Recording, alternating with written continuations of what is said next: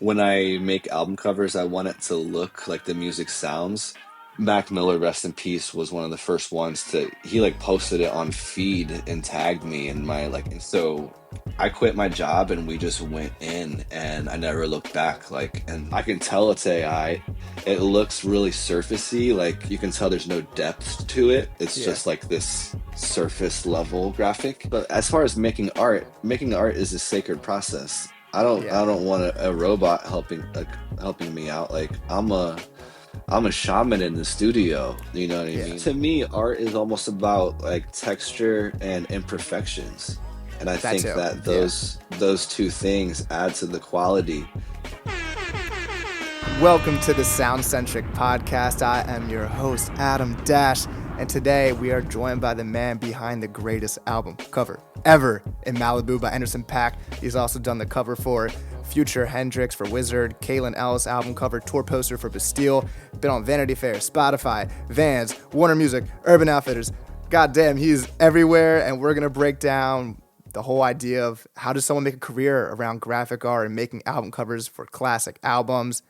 Dewey Saunders, welcome to the program. What up? What up? What up? Thank you for having me. It's a pleasure. It's a pleasure So, to be here. hey, it's honored. I've talked so many. I've so did this like topic for many people, like the Mount Rushmore of album covers, and for me, Yeah. that number one spot, like I said to you right before this, is always Malibu by Anderson .Paak. It was sitting in the dorm Malibu, room. Malibu, Malibu, Go and Malibu. Malibu. Yeah, Did and you Venice gets a close and second. Venice? Did you do any other ones like later for Anderson? No, I didn't do the other ones. I think they were kind of informed by like the collage style that we Yeah, yeah, started. yeah.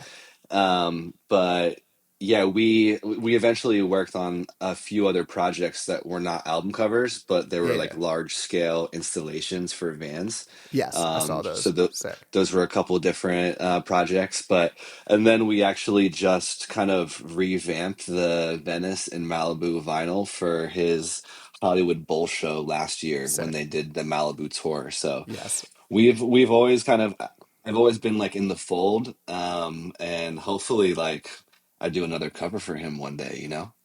Let's pray, because that Yeah, album that's right. is also in my top five ever. I got to see the Philly show, and I bought tickets for. I had to go alone. My friends were like, "I'm not paying $100." Like, I'm not a big Anderson .Paak fan. I'm like, I'm seeing the Yeah. show, and I got upper deck tickets. And when they transferred to my Ticketmaster, it said GA. And I paid like $60. I'm like, I didn't buy GA tickets. Like, I'm confused. Got front row tickets for the price of $60. I don't know why it happened, Amazing. and Bless. saw top three album in my entire life performed live by the greatest performer currently out there. Yeah. And Yeah, I have to agree. His live act is crazy. And I guess the last time I saw him perform live was at the Hollywood Bowl. it's probably And sick. that was maybe one of the best shows I've seen, like ever. You know what I mean? It was just such a moment and kind of like a full circle, like hometown hero Yeah. moment. And just kind of surreal to even see him turn into DJ Pee Wee, pull out the Malibu vinyl and Yeah. play like parking lot. Yeah, it's just so dope to see kind of how far he's taken things and has continued to even move into movies and stuff. It's He's kind of so unbelievable, charismatic. like so He's one of those charismatic, so superstar talented. personality wise. Like, some 100%. people are just made for that. Yeah. I recognize his superstar qualities from a mile away back in like 2011. He was still going by Breezy Lovejoy, and I caught him on like a YouTube video, and I just What knew a name. like that he had the sauce or whatever. And then you know he switched his name and he didn't release anything for a minute or whatever. But yeah, I was always like on his trail and knew he was gonna kind of blow up. Yeah. I always believed in him from day one. The smile, the personality. I mean, I can't even chew gum and Hmm. walk at the same time. And watching him on like the NPR Tiny Desk, like doing any of the songs, like Heart Don't Stand a I Chance, love and that like performance. it's my favorite video ever. The amount of people I've made watch that video where he looks like a sexy vampire, like with the hat on, and Yeah, yeah, that's a good comparison. And when they do the suede joint, it's my that favorite was song. like It's my crazy. favorite song 'Cause ever. That's when it I don't think became. they've done that song like in that manner before. So they were almost like figuring it out live, if I Yeah, remember correctly. it's like, oh, y'all Um, like to be called bitches in here. Like, he was yeah, surprised they wanted that was it. amazing. I run that performance back sometimes. There's been a lot of Tiny Deaths since then, but that one is maybe one of the best ones to ever happen, you know. That's like something like my mom doesn't like the music I listen to. That's something that she'll stop and be like, who's this? Anderson is very family friendly, you know. He's got so many different access points for everybody. Until my dad's listening, we're listening to Malibu in the car and he's singing about, I need to find out what's under that titty me. The heart is underneath. And he's like, what is this song about? I'm like, don't listen. Just listen to the vibes of it. What is that song called again? Um, I'm so bad with song names. I just know I can just start he singing what is. he did that. Um, what is it called? Silicon Valley. Yeah. I think he started his one of his like late night performances with that song back in like 2016, and I was like, "Yo, these guys are on one." But yeah, Yeah. I had to check the vinyl Ooh, to flex. see what song. Yeah, and for some reason, this is a signed. I signed it, but it's You my signed it personal yourself? copy. Yeah, so Okay, yeah. I Flex. guess I'm just increasing the value. You know what Yeah. I mean? I want to definitely get more into like how you even got in contact with him and stuff. But just Yeah. like I said, I had it in my dorm room. Knowing people wear your art as like a t-shirt now or just have it in their Hmm. college dorm room, how cool is that?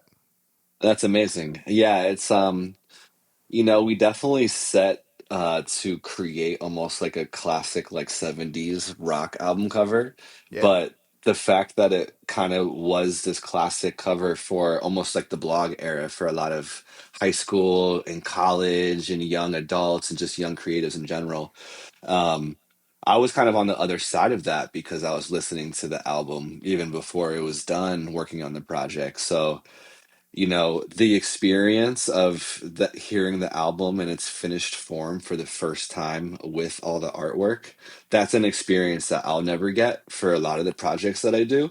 Yeah. And I love listening to the music early and being a part of that, but I also wonder what it's like to just hit play on an For album the like first time. Malibu for the first time and just hear it in its final form. Like that must have Yeah. been a trip for people.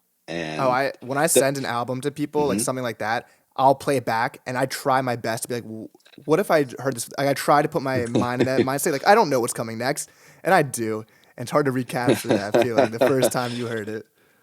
Yeah, no, it's the hearing the bird for the first time, like it's just that'll give you goosebumps. And sometimes I'll go like as long as I can without listening to the record and then hitting play on it and kind of like soaking it up like it's the first time and it's crazy how well it holds up and I think it's safe to say now that it's a classic of I our generation. 100% agree. And then, like, when you have a jazzier album like that, I think all those types of albums tend to like age very well compared to something Yeah. like, I don't know, like Graduation that's like very synth based or like it sounds like it was made in the 2000s or with Carter 3. Yeah, yeah. You can, it definitely places, those sounds place themselves in the context really quickly. But like a band like the Free Nationals and Anderson, what they have going, I think the jazz comparison is spot on because a lot of those grooves are just super, super Yeah. jazzy, especially when they break those songs down live. Like Yeah. it's, it's so jazzy. And I've always kind of been in to that sound, like starting with the roots when I was kind of growing up. Yeah. So I always I always kind of was digging the live band sound ever since I was a Yeah. youth, you know. I mean, the heart. I can't even imagine hearing "Heart Don't Stand a Chance" for the first time because the first part of the song, you'd be like, "What's Crazy. about? Like, what's happening right now?" And then Crazy. then it drops into him singing, or like, what? I don't even know how to describe what that is in the beginning. Like, ooh, champagne, I wanna Yeah, get down. they kicked in the door. I mean, as we're talking about it, it's kind of crazy to think about the time that they released that album and you know, they made it cool to play like live instruments again and to write like real songs again. Like these are like real songs that artists can cover in any genre. And I think that's a testament to really strong songwriting Yeah, when any like a country artist can do it or you can translate it and it's just a powerful song with a great hook and bridge and verses and I mean like Anderson, like I don't know what we'll get from him solo wise, but I mean, this guy, he is like executive producing albums that are just Yeah, his whole they're record capturing label. that sound. Yeah, exactly.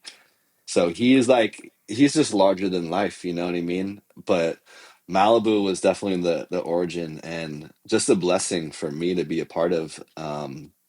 It generated my career like in the early days. Although it was a slow burn over the Yeah, years, it was like such a great calling card, especially moving to LA. And when you walk in the door with someone like Anderson, it's just you kind of skip a couple steps, you know what I mean? yeah. And like I at that time, I used to pray to God at night. I'm like, because I was a huge Chance rapper and Anderson Paak fan. I'm like, can you make my voice raspy, please, God? Didn't know I could just like smoke cigarettes if I wanted to achieve that. But at the time, I was praying. I'm like, I want to sound like these guys. But I don't want to. We might as well get into it right now since we're already on the topic. But like the Yeah, connection to Anderson, like you said, you were bumping him in 2011. Obviously, early yeah. at the time, I was 10 years old, so I can't say I was really digging like on the internet right there. I was playing whatever was on the iPod Touch for my brothers. But what was the introduction? Like you said, you were hearing the album early. Can't even imagine that. Yeah, so that the hearing the album and everything kind of came later, but my first introduction to him was on like a dumbfounded YouTube video when he was doing a bunch of videos with dumbfounded, and they had a song called Cell Phone that was really big and a couple other songs that I forget the names of, but Wax was the collaborator, and Anderson had this like dread hawk, and these guys were just killing it, and I was in Philly watching this underground LA scene and just loving what I was hearing, and it was just a different sound than what I was hearing out of Philly. So I was just kind of tapped in, and there was one summer I was stuck indoors and I had some extra time on my hands, so I was like all up in YouTube discovering Dumbfounded and Breezy Lovejoy and then Anderson and then how we hooked up was kind of interesting because I was in Philly doing my thing as a budding graphic designer. But one year, I guess it was in 2014, I had an idea to start illustrating rappers that I listened to and that I liked, and just to do like these kind of like formal portraits of them in like Mhm. pen and ink. And At this point, then do you have your like idea of what you know your style to be that's gonna end up being, or is this still like finding your style time? I was still finding my style. Like I was collaging.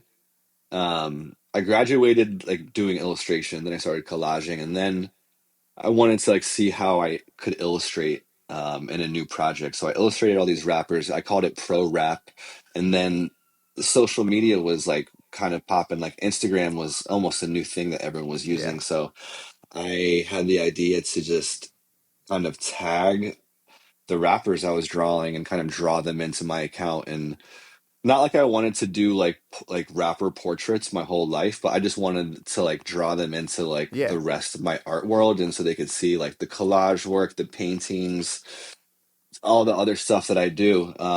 And I figured that a portrait of yourself is something that people are really fast to retweet and to yeah. repost. So it really worked to my advantage in such that like Mac Miller, rest in peace, was one of the first ones to he like posted it on feed and tagged me, and my like Oh, Instagram like blew up that he day. posted on his own account. That's crazy. Yeah. And then Drake did, and then I was still like kind of doing a lot of these LA artists. So Anderson reached Yeah, out on Twitter, and I remember he said something like, "Yo, where's my cartoon?" or something like that. And I was like, "Yo, like I got you, like I'll put you in the list." You know what I mean? I have a bunch of them in motion.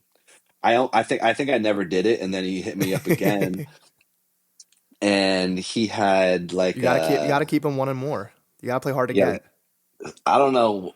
I don't know why. I think I was just busy, but he had like a series of shows coming up, like a weekly for the month of July or something. So I ended up doing a portrait of him that we use as a poster, and that was the first time he worked. And the portrait of him came out so sick, and we just like changed the color on the flyer every week. And this was a show that he had at the Lyric Theater, and every week the craziest lineup of all these LA artists at the time. And I remember Low End Theory was popping, and he would have all these artists from that kind of like scene play at the show, and I was just like doing the flyers from afar, but adding the names to the flyer, and I just saw him cultivate his scene, and they had been playing in LA for 10 years at that point, but Yeah. it was so dope to be a part of that initial movement. They dropped Drugs from Venice, and that video was crazy as hell. And then Venice came out, and I got to do the cover for that. But this was still really early. This was like Yeah. 2013 or something at that point, or 2014. And then And for then Venice, like for Venice, how much creative freedom are you given for this I had cover? I had the entire creative freedom for that. Basically, I pitched them a piece that was kind of like done already, and they kind of went with that, and we customized it and like just finished it to make it appropriate for Anderson. Yeah. But Do you have like the thing, I forget what the disorder is, but like Pharrell has it where when he hears a song, he sees the color of the song. to a What? certain extent, I like it's called synesthesia. Yes, that yeah. And I definitely I can like I can pretend I have it because I Yeah. think like when I make album covers, I want it to look like the music sounds, and not in like a way that your senses are getting mixed up, but just like association kind of. Because I asked that because it does, and like you can't really see it, but to my right I have Flower Boy, and I look at Flower Yeah. Boy cover. It literally the album is an orange album. Yeah. Like that's just what it is. Yeah. Well, that's different sounds definitely correlate and correspond to different colors because everything is just, a Yeah. different vibration or whatever. So then we're at Venice. We make it. We're starting like, are you bubbling up? Are people now reaching out to you like, oh, who's the guy who did this cover? Not even, no, Venice was a slow burn too. Okay. This was 2014. I actually was doing my music thing in Philly at this point still. Okay. And this was before the art took off. So I was going by Dewey Decibel at this time, and I was running with Yeah. this clique that was like outside of the Roots. My roommate Rick Frederick had produced the Fire for the Roots, so Okay. him and Fire. Dice Raw were in my basement every day writing the That's song, and awesome. we were rocking shows all around Philly, and Where are you performing in I Philly? was doing my thing. Marathon Bar had like Mar Yeah. Bar had a couple of these spots that we almost like renamed and like white labeled as our own venue. It was That's ridiculous, but sick. we were doing our thing. And then just like all these spots, I remember doing open mics, and we would go up to New York and rock Sputnik and Trash Mm, Bar all kinds of shit like that. But I didn't know if I was going to be doing music or art like professionally at that time because yeah. they were both kind of neck and neck. And the art like really took off when they hit me up to do Malibu. So after Venice, you know, I didn't really think we were going to work together just because the nature of the industry, a lot of the times artists, for every different album, they go with a different artist, and that's completely understandable. Like, I totally get that. But for Malibu, they hired a creative director that loved my work that I did for Venice and turned around and hired me to do the design for Malibu. Hey, Thank shout out to God. him. Thank God. Corey Gomberg. He's my OG, and he had been the creative director for the Source magazine in the mid '90s. He Okay, was sick. friends with he was friends with Big E. He was friends with all the Wu-Tang members. He was really influential in bringing a lot of these West Coast fashion tropes to the East Coast. Because he was creative directing all the Source um, like magazine cover Yeah. photo shoots. So he was like this OG in the industry that had gone on to do a bunch of fashion stuff, and they hired him to be Anderson's like all around creative director. So it was an interesting process, like getting almost rehired back into the camp. But at this point, Anderson, he had done the Dre album, and Yeah. his stock was rising, and he was in a whole different space, and I was too. But yeah, I was like in Philly still like hustling as like this underground rapper and like waiting tables and shit. Yeah. And the art was looking sick though. And they went with me for the cover, and I quit my job, bro. I like, Hey. Malibu, it was so much work. They wanted art for every song at one point, like a single cover Yeah. for every song on the album.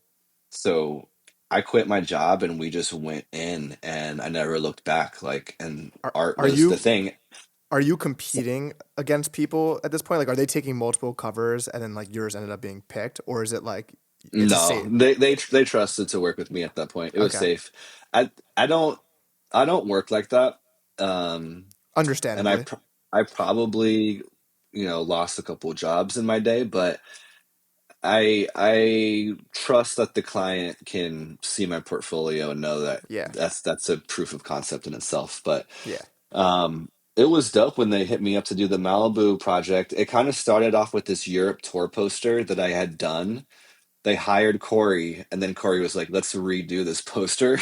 okay, And I was like, I wasn't down, and it was kind of difficult in the beginning because I yeah, had been just running my own show, but it actually proved to be a really fruitful relationship in the end because he had so much experience. He was able to help me yeah, finely tune my like wild collage style and kind of make yeah. it all start to make sense and tell a story. We did this Europe tour poster and I added all of these like European landmarks and it really felt like a new like updated version of my style. So we took that Yeah. into Malibu. And So he was A&Ring you kind of for art. he A&R the fuck out of the project. And he also really showed me what creative direction was.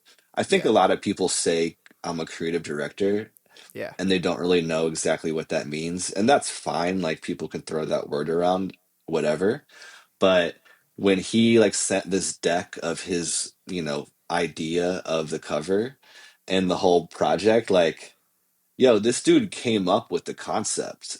And it was from this old rock album called the band was called 10cc and okay, the cover was called Deceptive Bends.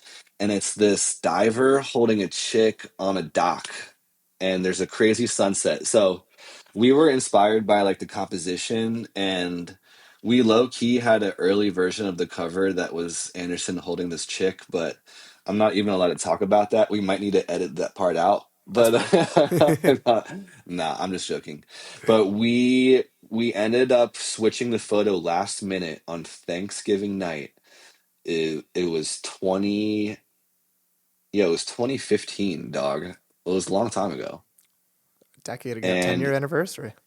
Wild. bro, Anderson calls us up. I had literally eaten Thanksgiving dinner and I get a call Yeah, like we have to switch the cover photo. I yeah, think we already had submitted the cover too.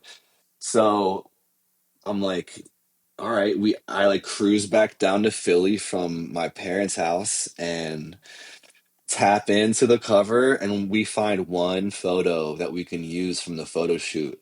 And all the photos are of him holding this chick that we can't use, and the one photo that we can use is him at the piano in his boxer shorts and a top hat with a feather or something at the piano, which is not even his instrument. And we're like, yeah, let's run it. And I yeah, popped it in there and it looked mhm, sick, and I had like the water splashing off the piano, and the sunset like looks like it was almost like just the craziest scene. It looked like yeah, something was going on, like stuff's floating in the water. It looks like a storm is coming or something, and like it just tied everything together. And Anderson was on tour in Canada. We sent the new version over. It was 3 a.m. or whatever, and he was like, "Yo, this is sick." And he texted me the next day, and he was like, "I love the cover," and I was like, Thank God. "Me too." why why Yeah. was that picture even taken? Was he just like fucking around? He like put a top hat on? I wasn't there, but Corey was like, he was creative directing all these photo shoots and whatever. And I think it might have been just messing around. Oh no, it was taken because we used that for the gatefold. And if you Okay, remember, he's playing the piano again in the gatefold, but it's a different picture. But the chicks are all around him naked and like okay, they're covered up in the collage pieces. So we had that shot to use, and it kind of worked better because the cover image of him relates to the gatefold image of him, and it's almost the same scene but underwater. Like the tide kind of came in, and Yeah. he was playing the piano so zoned out he didn't even realize he was getting covered in water. It's crazy that a suggestion like that can lead to something. Maybe in the moment you're pissed off and you're like, because sometimes you get used to the thing. It could be like even changing something musically on an album. Like once you've heard it Yeah. enough or seen it enough, you're like, that's just what it is. So for the change to actually benefit, at first, were you even like, this is the better cover? Like, did you instantly know this is better now? Um, that's such a good question. I think it was just sometimes when you're trying to get a project across the finish line, it only it kind of becomes about like getting it approved. Yeah. So who's to say? I mean, I think that I'm looking at it right now because it's framed up on my wall, but the original cover that I'm not even allowed to talk about or to share, yo, it's crazy. Like no one's even seen it. I still like it. I honestly still like it. And I was doing something cool with color in a cool way. And maybe one day for the 20-year anniversary 20-year. There we and go. in 10 years, Something to look I'll forward to. con I'll convince him to put that out as the cover, and it'll be like a shock to the world. Yeah, it's like the 2014 Force Hill Drive. They released like the alternate cover, Yeah. which was Yeah. which was significantly worse. They chose the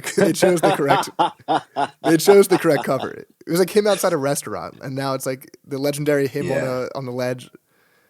But it's funny how Yeah. like Well, you hear I think it's cool and it adds to the story and the yeah mythos, but also at the same time showing an alternate at this point is almost like breaking the illusion, almost like breaking the fourth wall. yeah And I wouldn't want to like ruin that experience for fans of the yeah album. yeah. It's like there's a pictures of the swimming photo shoot, and you can see him like in a different pose eating sushi, and there's one where he's smiling, and you're like, it is like you're seeing like the behind the scenes edits, and you're like, I kind of wish I just never saw those and just had Yeah, those. So that's absolutely. and you're how much of this music is actually being based in the cover?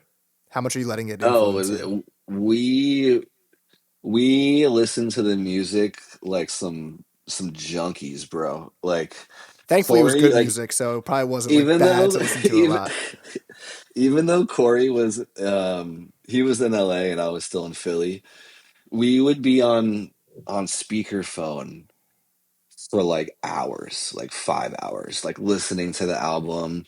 Oh, like did you hear him say that? Like Yeah, let's pull that out and put like that, put the put the vinyl player, put the shells yeah, and the sheets of lyrics and then Buttons, the famous black surfer that's also on Venice, and the boat and the orca, like it was all coming from like the wavy sounds from the album.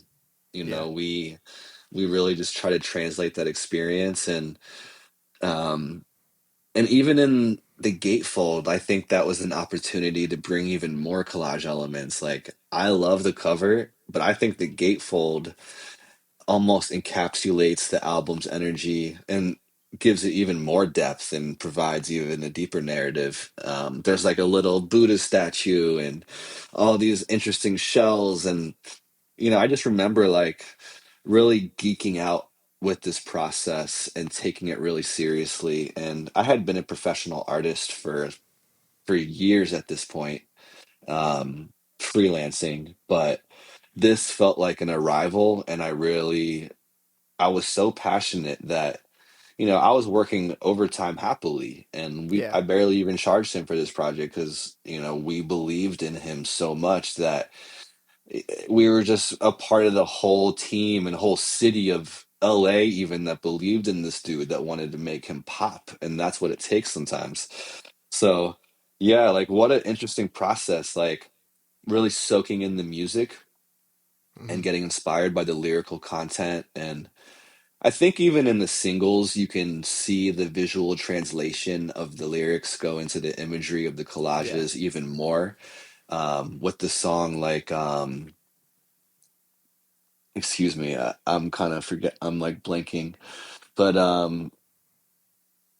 uh, you know, any of the singles, "Come Down," like even um, one of the first ones was crazy, but all those pieces, like the collage pieces are there for a reason, and Yeah. sometimes they're inspired by pieces of music, or sometimes it's inspired by a lyrical piece. But that was like a really really conceptual edge and framework, and I actually did like a Malibu kind of project breakdown, and there's just so much that went into it, and the Yeah. thinking behind it, and the reference points, and like this thing is almost like his version of like Sergeant Pepper in a way, just how much Yeah. stuff is on there. Yeah, I think even someone like Logic loves doing that, like a lot of the Easter eggs with the artists he works with within his albums. And I see people complain about this, about like Blu-ray movies in like the 2000s would have all those different Yeah. features on it. Like I remember watching Yeah. I remember watching like the Shrek movie, and it wasn't just like the movie. Like there was a games, there was so many things involved in it. And you're talking about all these things that are not just the cover, but all these things that go along with that. Is that like a lost art Yeah. right now that's not being done as much? Like if an artist even Yeah. has like a tracklist cover, you're like, whoa, they're really rolling this thing out.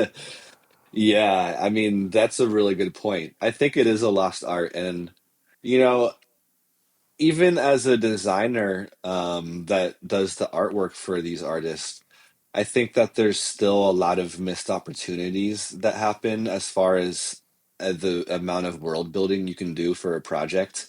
Yeah, Um, I think Malibu was a great example of how you build a world for a project, and that's helped me with my future projects and clients, and also for my future music and my current album, and kind of thinking about what we did for Anderson and how to apply those rules and strategies to what I'm yeah. doing currently. And I even saw today. So we're recording on the June 5th. So this is gonna come out a couple weeks later. But the Carter 6 dropped tonight, and Wayne Yeah. posted a I assume generated video that's kind of like the Jay-Z video where it goes through the covers. And what hmm are your thoughts? What are your thoughts on maybe on that specific one, and just kind of artist now maybe using AI a little bit? Um, let's face it. I mean, you can't really escape the usage of AI, but I Yeah, think to use it for like creative purposes is like really weird. agreed. But there's a couple artists that I've seen adopt AI into their workflow, and it's just phenomenal. But at the end of the How is day, that? How is that? I'm curious. How can you use AI in like a efficiency way? well, I think that's the main use of it, is for an efficiency way. But for an example of an artist that's using AI in a way that's helping the work, I think this dude, Chuck Anderson, he goes by No Pattern. He's somebody that has used AI in a way that I definitely approve of.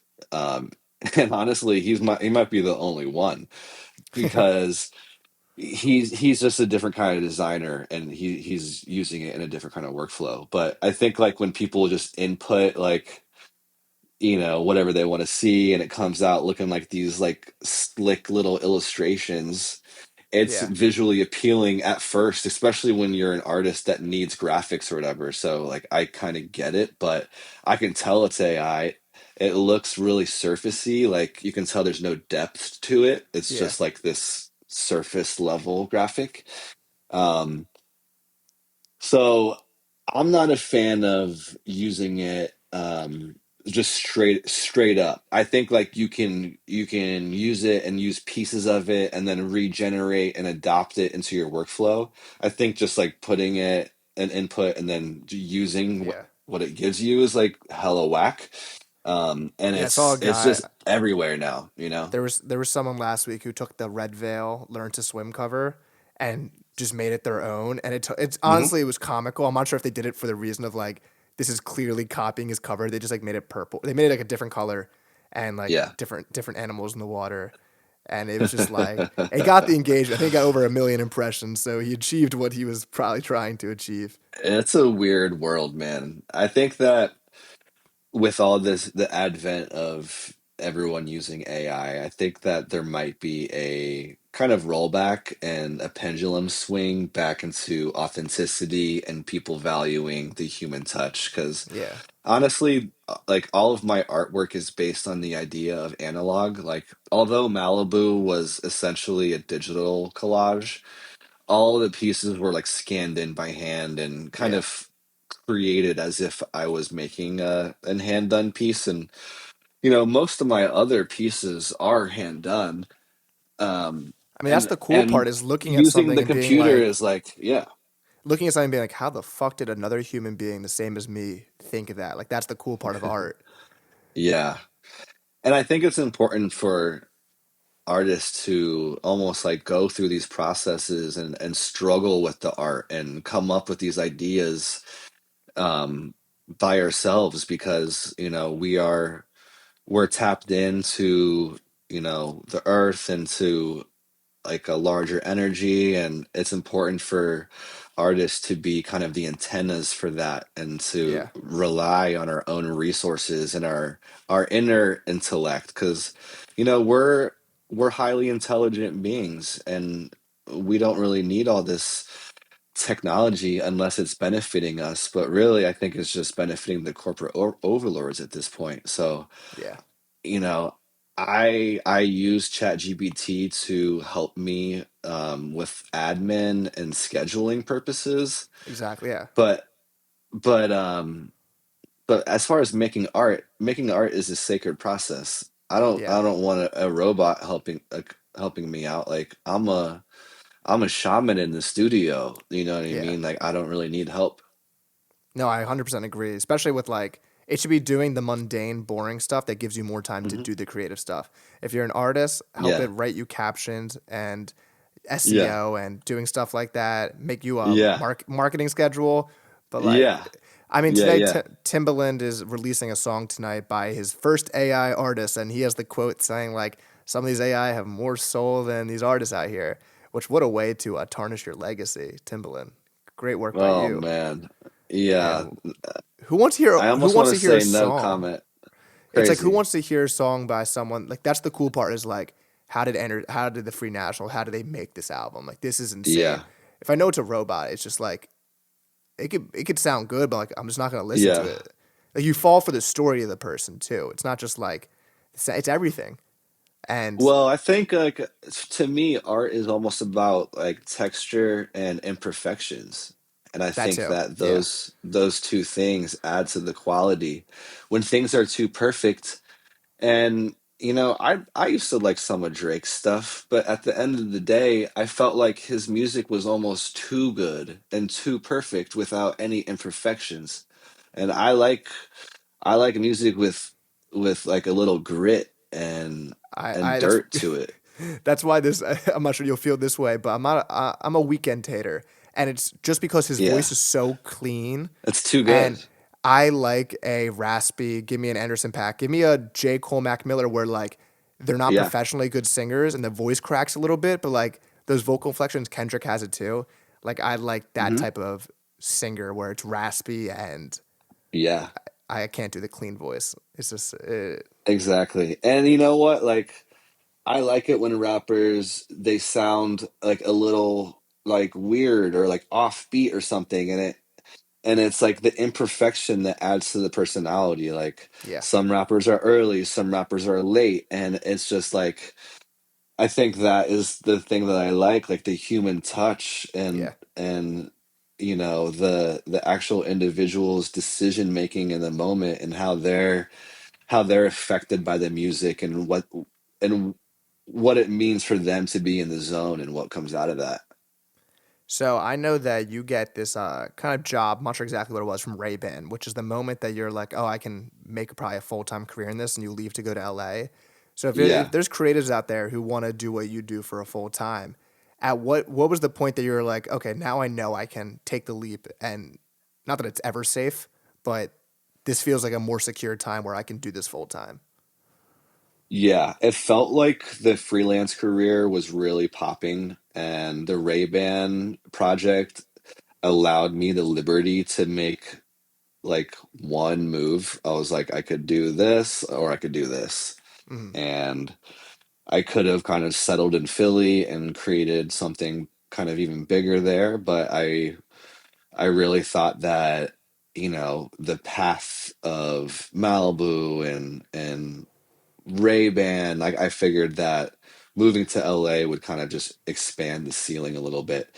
yeah, Um, so in the end, I was right, but to be completely honest, when I got out to LA, um, January is always a weird month when you're yeah, freelancing. So yeah, I moved to LA in January after like the biggest campaign of my life. And, I was working on stuff for like Turnstile and shit like that. But like it got kind of quiet and I was like, did I make the right decision? So I don't know if you can ever be completely sure. And I knew I yeah, wanted to be in LA and the weather and just like the industries. I just knew it was for me. But of course it was like a giant bet on myself and it was yeah, scary. And um at a certain point, instead of like getting shaky, I had to just fully forge that unknown path with as much confidence that I could muster and make my work even better than it's ever been and just yeah. use my dope work as the way that it would save me as my like as my lifesaver as just being dope as possible. Yeah, and so based on like at this point of your career, there's a lot of jazzier rap vibes, beachier vibes to like your work, and then you connect with Yeah. the man, the myth, the legend, Future for WIZRD, Yeah. which is Yeah. different side of the genre to what Anderson Paak is making. What is Yeah. that link up to work with him and make that classic cover, which is a little bit different style and a little bit darker Totally. Yeah. than what you were making? What gets you there? That's a good question. So I think at the end of the day, I am a graphic designer and not just limited to the collage medium. So when they hit me up for Yeah, the future project, we already knew it was going to be a different aesthetic. And yeah, I think I had already been working in a little bit more of this like punk rock photocopy zine kind of gritty kind of aesthetic when they hit me. But it was a really easy like alley oop into the album cover project. And it's kind of funny because it was a Philly connection. My homie Spike Jordan, who did a lot of stuff for Lil Uzi Vert in the beginning, and now for Gunna, but he was Future's creative director for a couple years down in Atlanta. But we always kept in touch. So when they hit me, I was only responsible for the packaging of the album and the typography, but not the mm, album cover design itself. So I remember I was in LA for a year and I got the call to come down to the studio for the photo shoot and they just wanted me to whip up some typography they could have on the screen on the computer while they're taking photos so it could be his image and then like the album cover and they can just see what yeah, what image they want to use. So I did some type and they liked it and I came through and yeah, I met the whole team. I met his manager, Ebony. I met Future. Being walking into the door, Spike, almost like Anderson, it was just easy. Like everybody just yeah, knew like what the deal was. So um, I ended up, I guess like they wanted to. I guess I did the single cover and they liked that, and they're like, just do the cover, like the style yeah, or something. And that's kind of how it happened. But it was a big moment because that album is an interesting album for Future mm, because he said it was like the end of an era in a way, and it almost represents everything that he did up to that date. And there was a documentary that came with the album. So being a part of this thing was just such a big deal because we did singles. I ended up working on like the documentary visuals. Um, I did the whole package for the Wizard. So if anybody has the vinyl for this thing, yo, the packaging is crazy. And that allowed me to break out of the tropical collage Yeah. style that I could have easily been locked in forever. And And did you welcome that? Like, do you look at that like as a challenge or like, let me get out of this? yeah, because I think that every music project, because it's a different sound, deserves a different treatment. So, 100%. Yeah. at the end of the day, I'm a graphic designer that utilizes collage to my extreme advantage. Yeah. But if the album calls for a clean, slick, minimalist typographic approach, then that's what it is.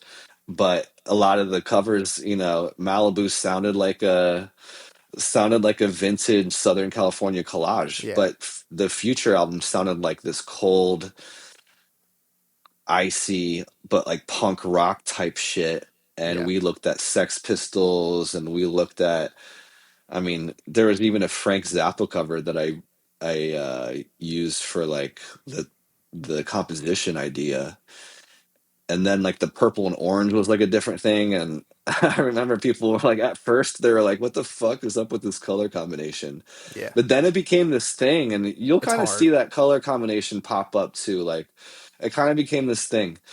Um, so that was a blessing too, dude. And although I'm probably best known for the Anderson cover, like obviously Venice and Malibu is the big one, but Future, like I feel like that cover almost like defined me as like an actual like album cover like designer. Like Yeah. I'm able to move across. And I also think that my work for Turnstile set me up to work in that style as well, because we were already doing some kind of like gritty like photocopy type shit. Does Future hit you after the album similar to Anderson? Like, yeah, you killed this. He posted on Twitter and tagged me, so I took that as like a compliment. W. There we go. Big And W, yeah. the purple orange, it Shout works out really Nvidius. it works really well. So Yeah, yeah, that's a classic. Yeah, I have a tweet from like 2012 talking about how Future needed better album cover artwork, manifesting. and here we are. But I want to take that back, because that stock photo that they used for DS2 it actually works, and I I mean, I now it's take just that. like it's just is what it is. Like it's a classic It, album. Like you it's the can't, yeah, cover. you can't take that away. Yeah, and that album, it was important for my spiritual development. DS2. So I mentioned before I'm a big Mount Rushmore guy. Okay. What is your? It's gonna be so hard for you. Your Mount Rushmore of album covers. What are your favorites? It doesn't have to be of your making. Like Oh, that I made? no of all time. Just your Oh, favorites. okay. Oh, good. So, the Beatles, Sergeant Pepper. Okay. Um, favorites. This is really tough. I mean, I've always liked the Steely Dan "Can't Buy a Thrill" cover, and I think that's maybe where I got the collage thing from originally. Um, put on the spot. I'm about to grab my I like, know. I'm about to grab my book. It, Um, I feel like it's like human let's nature to always see. get caught up like in nostalgia. Like, is there a reason why like those older album covers just all look just a retro feel to them? They look cooler. I will say that Maybe it's just human I nature to look just at that. yeah, no, it is. I just use Grover Washington's Mr. Magic as a reference for the new Butcher Brown cover that I did. So maybe not favorite of all time, but just like a cool old Yeah, one. And then I love all these old like reggae covers. Let's see. Like I just love like the old reggae covers that are illustrated by Wilfrid Lamonius, and he did so okay. many, but maybe one of like the Yellow Man ones where it's like just sick hand done type on a photo. I'm just like, yeah, kind of giving people some game, but yeah, Wilfrid Lamonius was I will have to a check him out. illustrator of a lot of the dance hall album covers. So yeah, I'm like really into like all kinds of niche stuff. And like even the really offbeat esoteric like jazz covers from like Sun Yeah, Ra Orchestra, like I love how DIY all those were too. So yeah. definitely like kind of a rambling answer, but some interesting stuff to go in and do some No, research with. I was definitely expecting a very niche answer because my answer would not be niche. It would be very, it's Malibu, it is Flower Boy, it is like probably To Pimp a Butterfly. I'm that white guy who has To Pimp a Mhm. Butterfly above his bed, who's like, I like that. Yeah, what? It's so sick. And then four, I might, I don't think it's Forest Hill Drive. What would it be? I like Faces, like that kind of cover for I Mac. love that. I love that cover so much. That cover's so sick. Um, Damn, yeah, it's he's so funny. because I album art's so important, and it can really make me press play on an album, and it can definitely make me I, not press play on an album. absolutely. This is a pretty cool book called Album Cover Album, Oh, sick. and this was put together by the guys that actually designed that 10cc cover that was the inspiration for Anderson's Malibu. They Okay, ran a design firm called Hypnosis back in the day, but they did all of the Led Zeppelin stuff, and then this book is just a collection of their favorite stuff. But like even like the Santana cover for Abraxas, this was done by Abdul Marti Klarwein, but this thing is so sick, yeah, it's crazy. and it almost looks like a black light poster. But yeah, I would have to say Santana Abraxas is one of my favorites of all time too. But um, You're putting me on. I'm I'm just a big fan of all the covers that happened kind of like back in the day, because even pre-computer they were I really saw whipping someone up tweet. There was something on Twitter the amazing other week illustrations. where it was like, how the fuck did they make this without a computer? I Like, yeah, still don't know. Like it makes no sense. And maybe I don't want to know. It's kind of like saying like a David Blaine magic trick. Like, let me just live in this fantasy world where I don't know how they created these. it was just amazing illustrators and painters and skills that should still be active and hopefully never go away. Yeah. So as we close up here, because I love hearing stories about how some of my favorite albums were made. Do you have Yeah. any advice for the up and coming people who want to make a career and do what you do and they want to work with the Anderson Packs? Is it find an artist and start? People say this for producers, like Hmm. take the Alchemist route and start producing full albums for a rapper, and like that's can be your launch pad. Should they do Yeah. that? What do you got for them? No, that's a really great idea, and that's kind of how I started. I was running with a group of musicians back in the day in Philly, and we were all making albums, and we all needed covers. So it really started in a grassroots level where I was just doing covers for the people that were around me. So I would say just do do really fun projects for the dopest people that are in your immediate circle and just start growing from there. Like obviously you're not gonna work with someone like Anderson Paak like right away, but it's a process and you can't really skip steps, you know what I mean? I've been Yeah, doing this thing for a really long time and there's been lots of ups and downs, but the big wins are worth it, but they only come about because of steadfast consistency and yeah, like self motivation and yeah. kind of skipping a lot of the party life and focusing on studio work and going above and beyond what is asked of you and taking everything to the next level. And that's applicable not just in art to anyone trying to do anything out there. Yeah. My Hmm. brothers are big on like the phrase like spreading your luck surface area because people think Yeah. everybody's lucky. Oh, you were lucky to get Yeah. Anderson Paak or Future, but Yeah. like Yeah. you did certain things in your life that led that luck to possibly even happen. You know, if Absolutely. you want to No, win the that's a great lottery, phrase. if you want to win the lottery, you had to go buy the ticket. Like you had to spread your. That might not be the best Yeah, example, but you got to do you have to create the expand. conditions and it is a lot of mental work and like visualization. Yeah, I visualized what I wanted to do and what I wanted to be, but it's also footwork.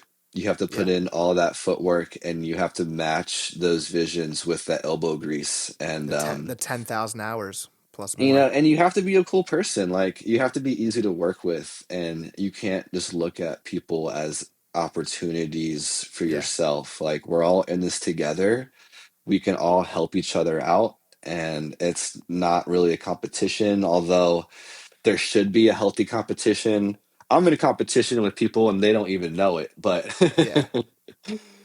but I really try to help my community out as much as possible and give people game. And you know, it's not about gatekeeping, it's about like activating people's potential and just trying to help Yeah. out where you can. So I've always been lucky, and I've always had people around me that have given me great opportunities.